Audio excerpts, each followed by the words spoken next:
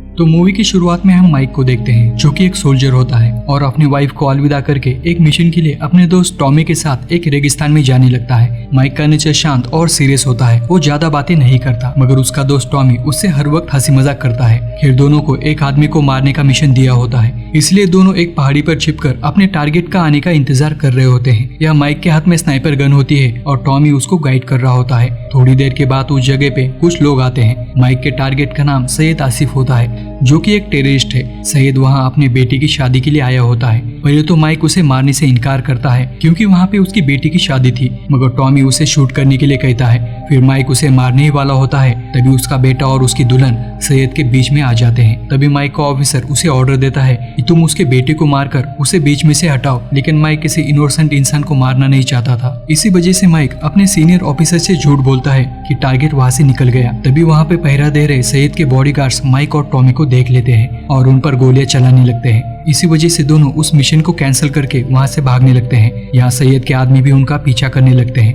आगे माइक और टॉमी उन लोगों से बचकर एक पहाड़ी के पीछे छिप जाते हैं। तभी वो टेररिस्ट उन दोनों के नजदीक आ जाते हैं, इसीलिए माइक उनका ध्यान भटकाने के लिए दूसरी तरफ गोली चलाता है, जिससे वो लोग उन दोनों से अपोजिट डायरेक्शन में चले जाते हैं। फिर दोनों वहाँ से निकलकर एक गांव की तरफ जाने लगते हैं जो कि वहाँ से 5 घंटे की दूरी पे था, क्योंकि उस गांव में उनकी टीम उन्हें रिसीव करने के लिए आने वाली थी। खैर वो गांव वहाँ से दूर था, इसलिए टॉमी उसे अपने बचपन के किस्से सुनाना चालू करता है और उसकी एक्टिंग भी करके दिखाता है। यहाँ दूसरी तरफ माइक सीरियस होकर उसकी बताई हुई बातों को सुन रहा होता है। खैर यहाँ माइक उसे बताता है यहाँ से जाने के बाद वो अपनी गर्लफ्रेंड को शादी के लिए प्रपोज करेगा।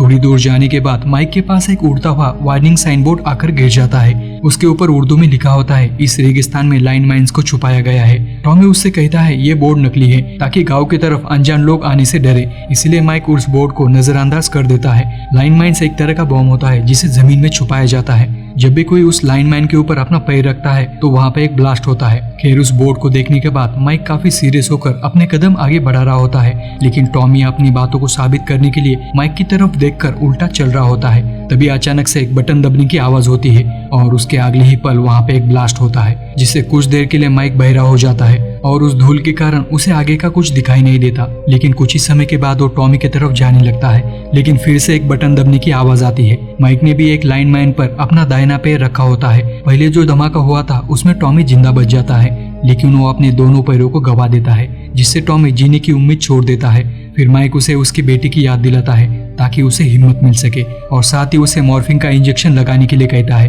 ताकि उसके बॉडी में दर्द ना हो। आगे माइक टॉमी को उसकी तरफ रेडियो फेंकने के लिए कहता है ताकि वो अपने साथी को यहाँ बुला सके, लेकिन टॉमी की लाख कोशिश करने के बावजूद उसका हाथ उस रेडियो तक नहीं पहुँच पाता।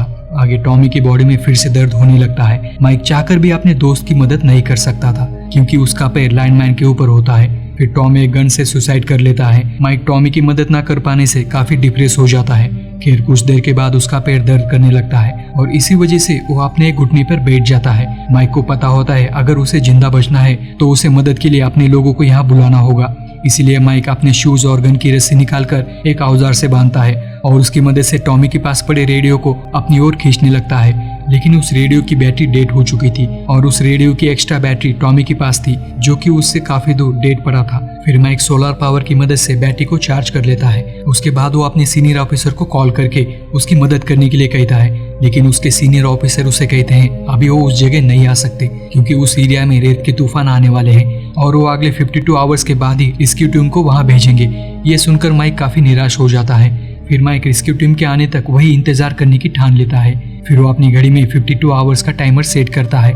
थोड़ी देर के बाद एक रेत का तूफान उसकी तरफ ही आ रहा होता है। माइक कैसे तो खुद को संभाल लेता है। तूफान खत्म होने के बाद वो देखता है कि तूफान की वजह से टॉमी की डेड बॉडी उसके पास आई होती है, जिसकी वजह से उसे रेडियो की बैटरी तो मिल जाती है, मगर उस तूफान के कारण उसका रेडियो काफी दूर जाकर गिर जाता है। खैर माइक काफी समय से एक ही जगह पे खड़ा होता है और उसे प्यास भी लगी होती है, जिसकी वजह से उसका गला सूख चुका था। उसकी खराब हालत के कारण उसे खुदकुशी करने का भी ख्याल उसके दिमाग में आता है, लेकिन माइक उस ख्याल को इग्नोर करता है। तभी वो देखता है एक आदमी उसकी तरफ ही आ रहा होता है। वो आदमी सीधे ना चलते हुए जिगजैग पैटर्न में चल रहा होता है। माइक उसे लाइनमैन के बारे में बताता है, लेकिन वो आदमी उसकी बात को इग्नोर करता है। आगे वो माइक के करीब आ जाता है और माइक से पूछता है तुम ऐसे क्यों खड़े हो। माइक उससे कहता है क्योंकि उसने एक लाइनमैन पे अपना पैर रखा है। काफी देर से कड़ी धूप में खड़े रहने से उसे जोर की प्यास लगी होती है। फिर माइक उस आदमी से उसकी बोतल में पानी लाने के लिए कहता है। फिर वो आदमी वहाँ से चला जाता है। उसे वहाँ से गए हुए काफी वक्त बीत जाता है। यहाँ माइक का गला सूखने के कारण वो अपने पेशाब को पीने वाला ही होता है। तभी एक छोटी लड़की उसके पास आकर उसे पानी की बोतल देती है। माइक जल्दी से पानी पी लेता है। माइक को देखकर वो लड़की उसे अपना पैर आगे बढ़ाने के लिए कहती है, मगर माइक उसको इग्नोर करता है और उसे रेडियो उसकी तरफ फेंकने के लिए कहता है। लेकिन वो बच्ची माइक के इशारों को समझ नहीं पाती। फिर माइक चिल्लाकर रेडियो उसकी तरफ फेंकने के लिए कहता है। इस वजह से वो घबरा कर वहाँ से भाग जाती है। खैर रात के समय ठंड से बचने के लिए माइक अपने आसपास आग जलाता है ताकि वो खुद को गर्म रख सके। आगे उसे जंगली कुत्तों की चीखने की आवाज सुनाई देती है। माइक उनको इग्नोर करके अपनी गर्लफ्रेंड की तस्वीरें देखने लगता है। ये देखकर माइक काफी इमोशनल हो जाता है क्योंकि खुद माइक को पता नहीं होता कि वो यहाँ से कब निकल पाएगा।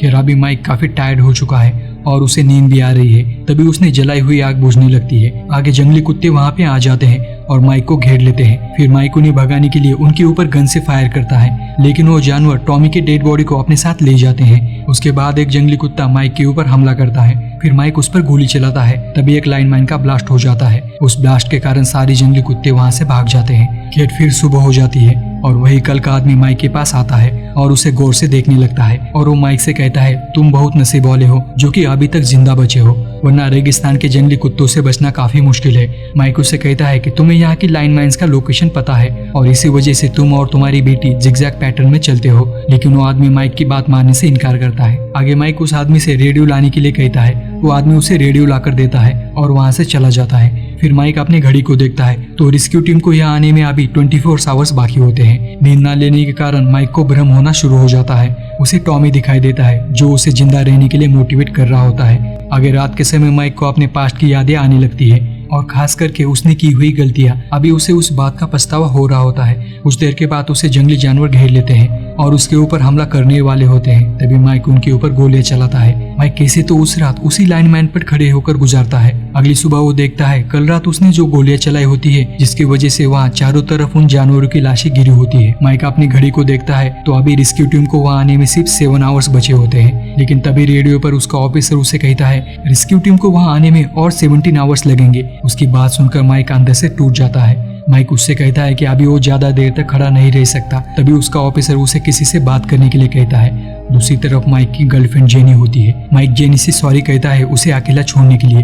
फिर से माइक को भ्रम होना शुरू हो जाता है। जेनी उसके सामने एक सोफे पर बैठी दिखती है। माइक उसके करीब जाना चाहता है मगर उसके बॉडी में आगे बढ़ने की भी ताकत नहीं होती। इसी वजह से वो वही गिरने लगता है। लेकिन तभी अचानक बार्बर वहाँ आकर उसे पकड़ लेता है और माइक से कहता है कि कई साल पहले उसने भी लाइनमैन पर पैर रखा था जिस वजह से उसे एक पैर गंवाना पड़ा। अभी उसने एक लकड़ी का नकली पैर लगाया होता है। बार्बर आगे कहता है कि अपना पैर गंवाना अपनी लाइफ को खत्म करने जैसा होता है, लेकिन अभी उसकी जिंदगी में उसकी बीबी और बेटी ने उस गम को भुला दिया है। आगे वो कहता है जिंदगी में कुछ भी हो हमें आगे बढ़ते रहना चाहिए। इतना कहकर वो वहाँ से चला जाता है। फिर से माइक को भ्रम होने लगते हैं। उसे दिखाई देता है कि बचपन में उसके पिता उसकी माँ को कैसे मारते थे। उसके बाद उसे उसकी मॉम हॉस्पिटल के बेड पर दिखाई देती है। फिर उसे जेनी के साथ बिताए हुए पल भी याद आने लगते हैं। तभी रेडियो से माइक के सीनियर ऑफिसर की आवाज आती है। वो माइक से कहते हैं कि रेस्क्यू टीम तुम्हें ढूंढने के लिए निकल चुकी है। वो माइक को उसकी लाइव लोकेशन भेजने के लिए कहते हैं। माइक उनको अपनी लोकेशन बताने के लिए फायर गन अपने हाथ में लेता है। इससे पहले कि वो फायर गन चला पाता तभी सैयद के टेररिस्ट उसके ऊपर गोलियां चलाने लगते हैं। वो गोली माइक को छूकर एक लाइनमैन पर लगती है जिससे वहाँ धमाका हो जाता है